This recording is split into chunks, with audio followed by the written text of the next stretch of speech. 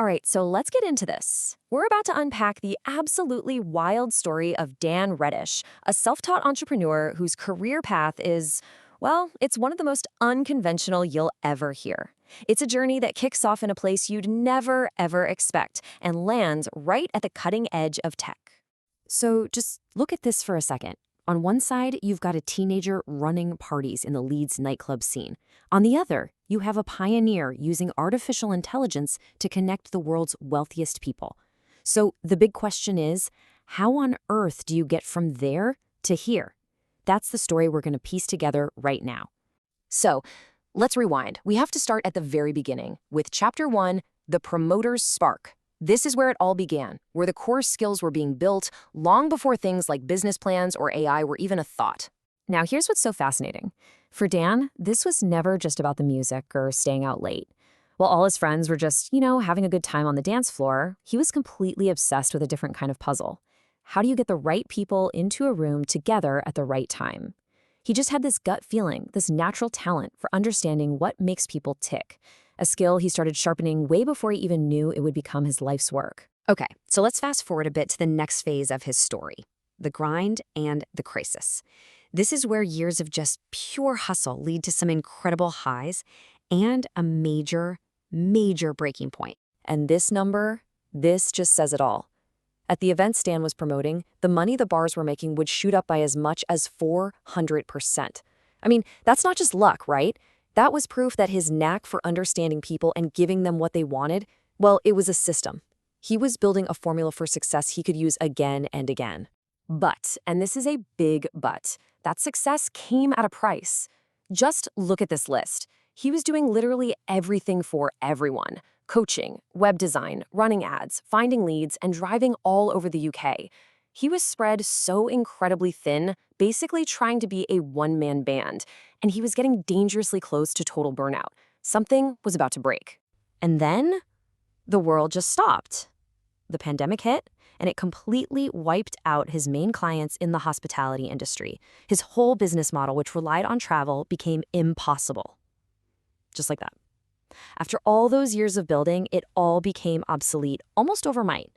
It was a complete and utter crisis. But a crisis can sometimes force you to see things clearly.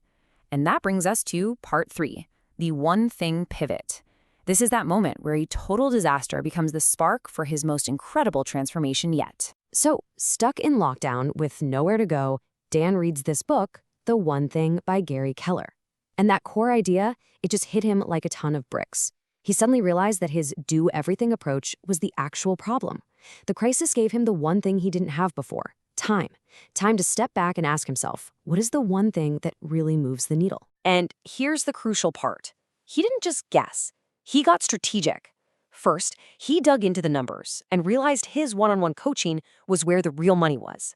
Second, he made a decision to isolate that and focus only on coaching. And third, he pivoted away from the struggling hospitality world and jumped into a sector that was actually booming during the pandemic, financial services. And the results of this new laser-sharp focus, they were immediate and honestly pretty dramatic. He started working with one client, an ex-pilot who'd become a financial advisor, and helped him scale his income from $2,500 a month to £10,000 a month in just 30 days.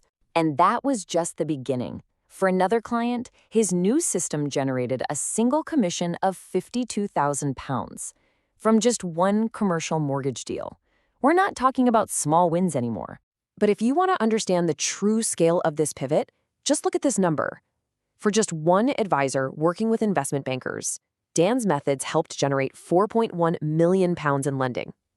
This wasn't just a comeback. This was a whole new level. So all of this success really set the stage for the final chapter in this story, AI, partnership, and purpose. This is where all those different threads from his journey finally come together and make perfect sense. You see, for Dan, this was always the real goal.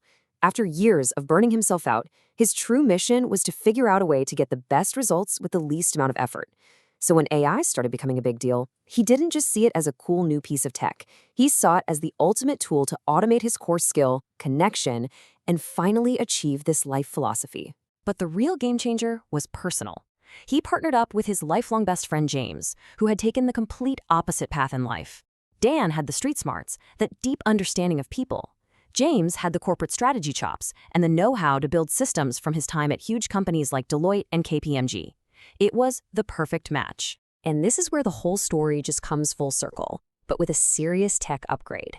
Instead of manually getting people into a nightclub, their new AI platform does the exact same thing, but on a global scale for wealth managers. It scans through mountains of data, looking for little signals, like someone changing jobs or selling a business, that mean a high net worth person might need financial advice.